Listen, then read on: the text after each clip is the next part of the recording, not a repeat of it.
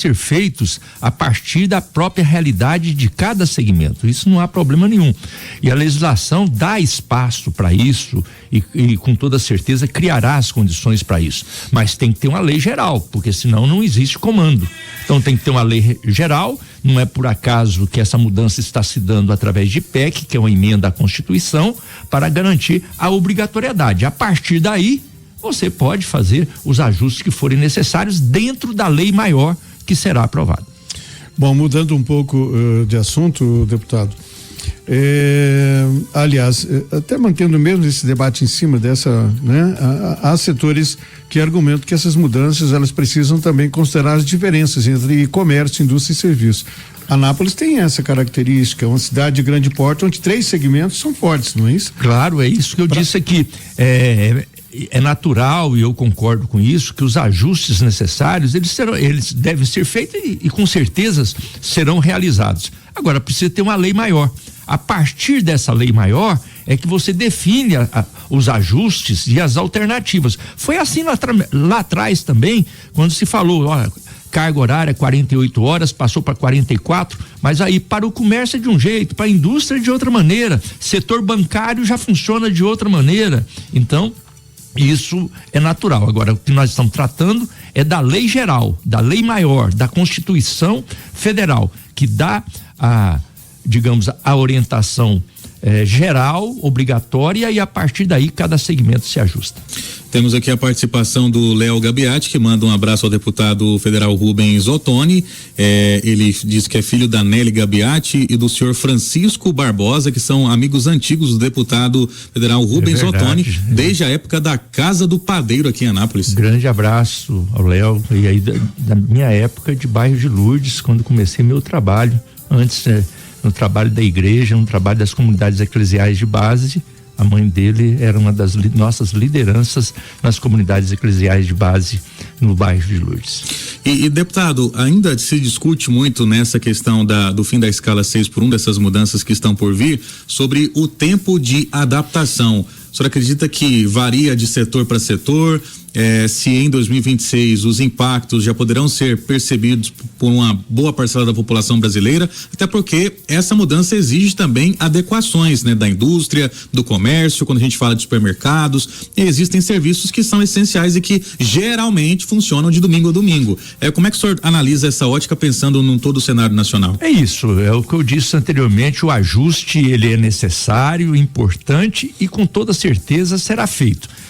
O que nós aprovamos na Câmara dos Deputados, que não necessariamente será o que prevalecerá no final, porque tem um debate ainda no Senado, mas na proposta aprovada na Câmara dos Deputados, nós temos esse espaço de adaptação, de ajuste e de entrar em vigor, que é 12 meses a partir de 2 meses que tem para poder fazer a sua efetivação. Então são 14 meses para essa transição.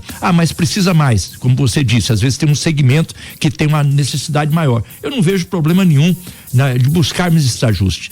Pelo contrário, o que nós estamos buscando e o debate que se tem na sociedade é buscar uma situação geral que cria as condições para uma visão mais humana, para uma visão onde as pessoas possam viver com cidadania, dignidade e prosperidade, e também as empresas também, elas tenham produtividade, tenham trabalhadores e trabalhadoras com saúde mental necessária para poder desenvolver bem o seu trabalho, e com isso tenho certeza que nós estaremos fazendo o jogo, que é o jogo mais importante, que é o jogo, não é ver quem é que está levando vantagem, é o jogo do ganha-ganha. Quando o trabalhadora, ele é respeitado, tem dignidade, tem cidadania, tem condições de saúde necessárias, a empresa automaticamente também tem o seu ganho. Então isso é o que eu digo, que é o jogo do ganha-ganha. Todos estarão com isso se beneficiando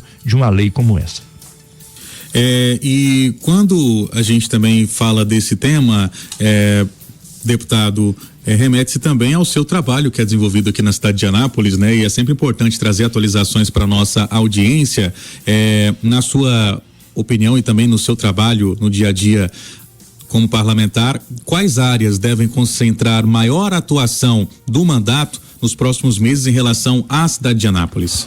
Olha, Jonathan, eu tenho trabalhado muito no sentido de poder dialogar com as entidades sociais que prestam um serviço muito importante para a comunidade e que não necessariamente são reconhecidos, são avaliados, são apoiados.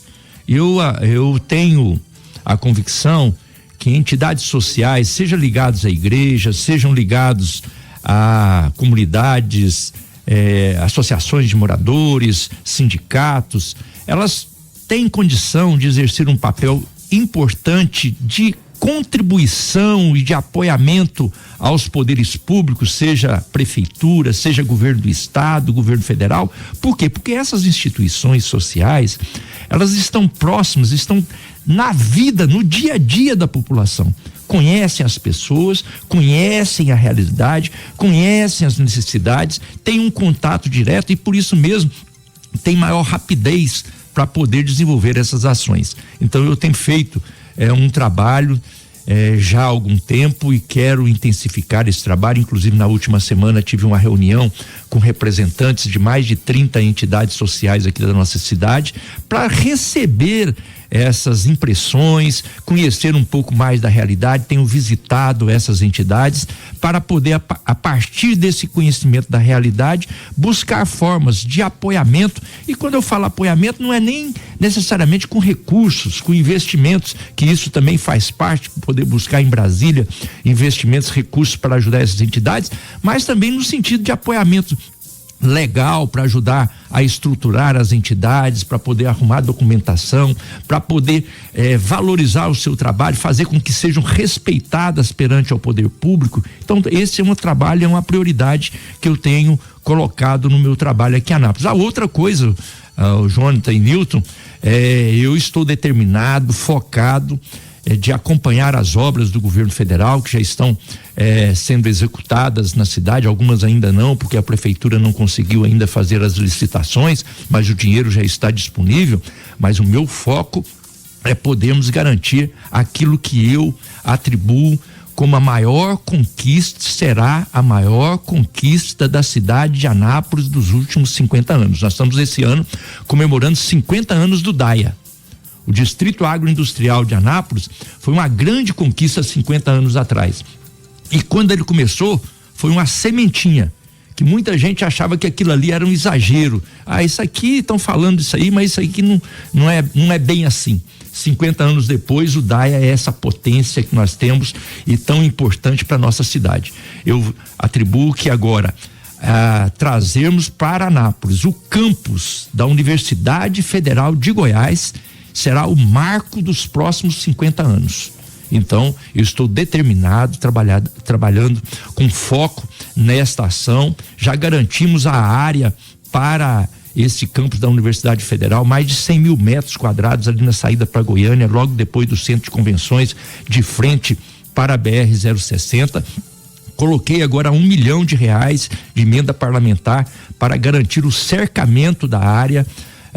A boa notícia é que a Universidade Federal comunicou que o processo de seleção da empresa para fazer esse trabalho do cercamento já terminou. Então, terminou no mês de maio. O mês de junho agora, então, é o mês de operação. A empresa já entra para poder fazer o cercamento da área, e com esse recurso de R$1 milhão de emenda de minha autoria, eles também vão, parte desse recurso servirá também para a elaboração do projeto da primeira parte, do primeiro bloco do Centro Tecnológico da Universidade Federal de Goiás, na cidade de Anápolis. Então esse para mim é o foco do meu trabalho, porque eu na minha visão, essa será a semente da maior conquista para a cidade de Anápolis para os próximos 50 anos. Vamos para um intervalo comercial. Eu acho que no segundo bloco também seria interessante recapitular as obras, deputado, que estão em andamento, as que ainda não começaram e que tem também o seu trabalho em Brasília, justamente trazendo recurso aqui para nossa cidade. Vamos até recapitular esses assuntos envolvendo saúde, educação aqui para a cidade. A gente fala disso após o intervalo comercial e seguimos juntos com o São Francisco News até às 9 da manhã. Francisco News, o jornalismo que você confia.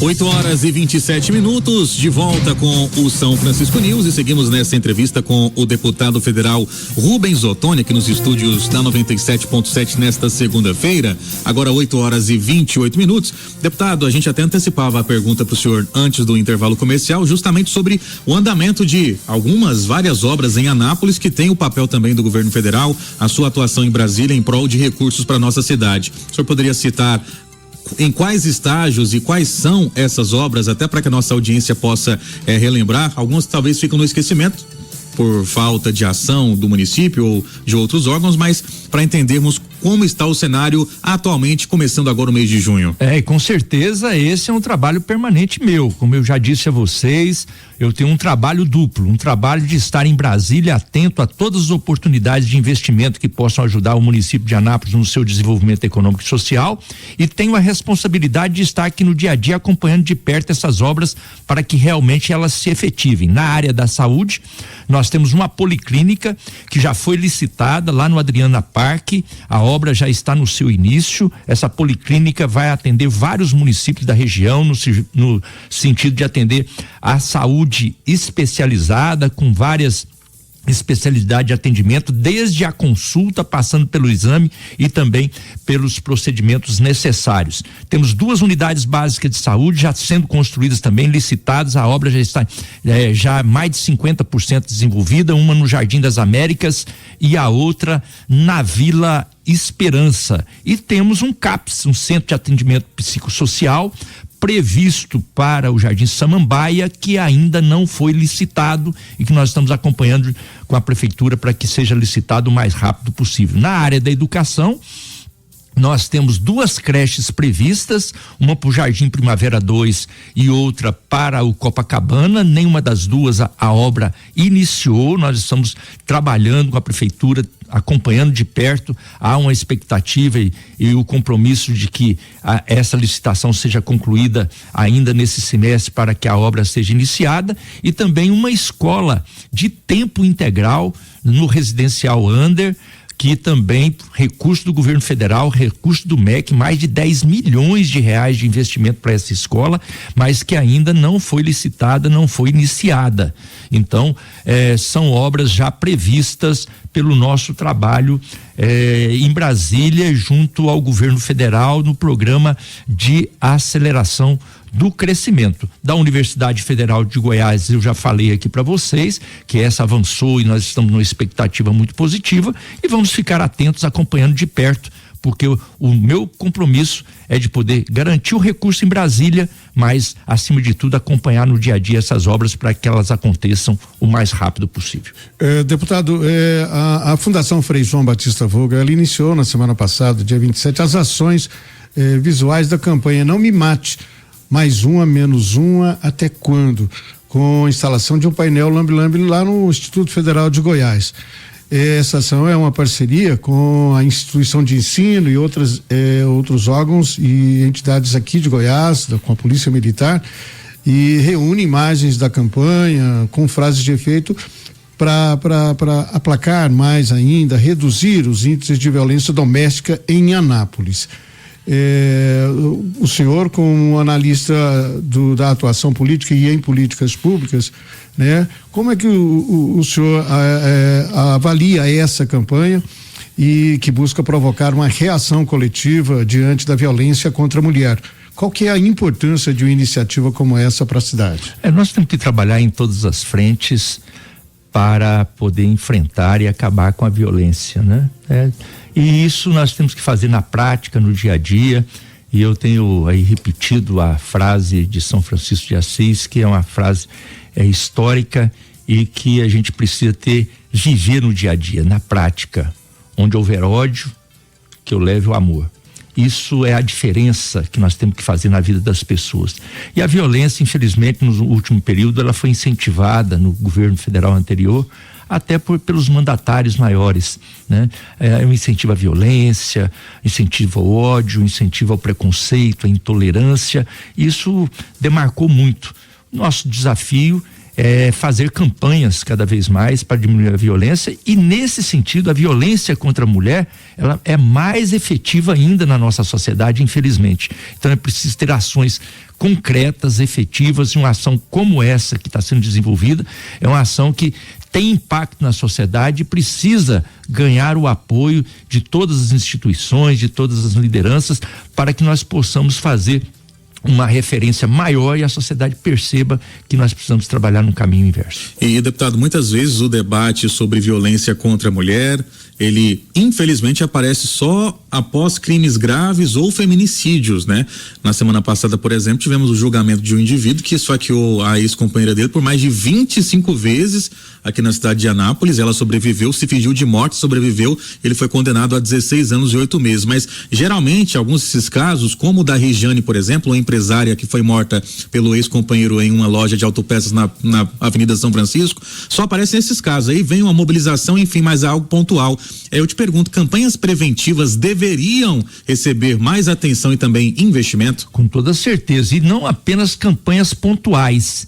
Elas têm que ser campanhas preventivas, mas tem que ser campanhas permanentes. Isso tem que ser processo educativo, tem que ser na escola, tem que ser no dia a dia, em todos os lugares da sociedade. Eu falei aqui no início o quanto que é importante nós estarmos sintonizados com as entidades sociais. Essas entidades sociais, nas suas pautas, preciso colocar as igrejas, porque isso tem que fazer parte da formação, da consciência, para que as pessoas cresçam, as nossas crianças, adolescentes, jovens cresçam com essa marca. Agora, precisamos trabalhar os adultos dessa sociedade que foi formada de uma outra maneira diferente, né? Aí uma visão machista, uma visão aí de tentar ver a mulher numa situação de inferioridade, e esse é o desafio que nós temos. Por isso, temos que ter campanhas preventivas, mas não pode ser campanhas pontuais, tem que ser campanhas permanentes, e aí eu parabenizo a participação efetiva dos meios de comunicação e aqui a Fundação Frei João Batista Vogel num trabalho tão importante como esse. Deputado, mudando um pouco o foco, mas ainda no assunto que interessa, Anápolis foi selecionada entre os municípios de todo o país para integrar o projeto Cidades Mais Inteligentes. Qual que é a importância dessa conquista para o município? Esse projeto é um projeto que ele joga luz para o futuro. Ele faz com que o futuro chegue mais rápido e se torne presente no sentido de poder modernizar as ações e também os instrumentos, os equipamentos necessários para o desenvolvimento do município. Então, na medida que Anápolis é selecionada para estar dentro desse debate, dessa participação efetiva, cria oportunidade. É o que eu tenho buscado para a cidade de Anápolis. Vocês sabem, os ouvintes que nos acompanham, sabem a minha prática política de, independente de partido político, independente de quem está à frente da prefeitura, sempre buscar o melhor para nossa cidade. Quando eu fui buscar o campus da Universidade Federal de Goiás para a cidade de Anápolis, como lá atrás eu trabalhei para poder garantir que a Universidade Estadual, a UEG, estivesse com a sua reitoria aqui, o Instituto Federal de Goiás também eu trouxe, mas a Universidade Federal foi nessa visão tecnológica, nessa visão de modernidade, nessa visão de avançar cidades inteligentes com equipamentos novos. E aí, no caso da Universidade Federal, eu penso no diálogo com o distrito agroindustrial da nossa cidade, para que um centro tecnológico também traga referências do ponto de vista desses equipamentos que modernizem a nossa cidade e joguem a cidade para um patamar superior, que seja um atrativo maior para investimentos de setores maiores da economia nacional. E quando se fala em cidade inteligente, deputado, muitas vezes o conceito parece abstrato, né? Mas na prática, na sua opinião, o que isso pode representar para a população, para o ouvinte que nos acompanha? As cidades inteligentes nós podemos pensar de diversas formas, do ponto de vista do desenvolvimento tecnológico, do ponto de vista da informação, de equipamentos avançados, de poder buscar alternativas mais modernas, de experiências que já temos em outros lugares, mas também do ponto de vista de ações ativas e várias ideias do ponto de vista de cidades inteligentes, onde situações ou soluções até simples poderiam ajudar a humanizar a cidade, a garantir uma melhor convivência, a garantir um melhor entrosamento, ações efetivas. Então, temos ações numa ponta que é de atração e de convivência, com experiências maiores que estão sendo feitas em outras cidades, mas também como normas de convivência e de ações efetivas de administração que possam estar mais corriqueiras, mais simples, mas que têm impacto positivo na vida das pessoas. Fazer promoção desse tipo de atividade é o papel de um deputado federal dentro do processo de articulação entre município, governo federal e políticas públicas nacionais? Eu tenho me preocupado, é claro que às vezes a nossa ação é modesta, às vezes por não ter os instrumentos de gestão, de agilidade da gestão municipal, mas eu estou sempre atento em Brasília e sempre à disposição para contribuir. Como tenho dito, o meu trabalho é um trabalho de poder garantir os investimentos, garantir recursos que são muito importantes, e aqui nós estamos falando aí de mais de 100 milhões de reais de recursos do governo federal, que neste ano de 2026 nós temos disponíveis para a cidade de Anápolis para investimento, né? Além daquilo que nós já entregamos esse ano o centro de radioterapia da Santa Casa de Misericórdia, mais de 13 milhões de reais de investimento na área da saúde para um atendimento importantíssimo na área do tratamento de câncer, que é uma área que cada vez mais impacta as famílias brasileiras.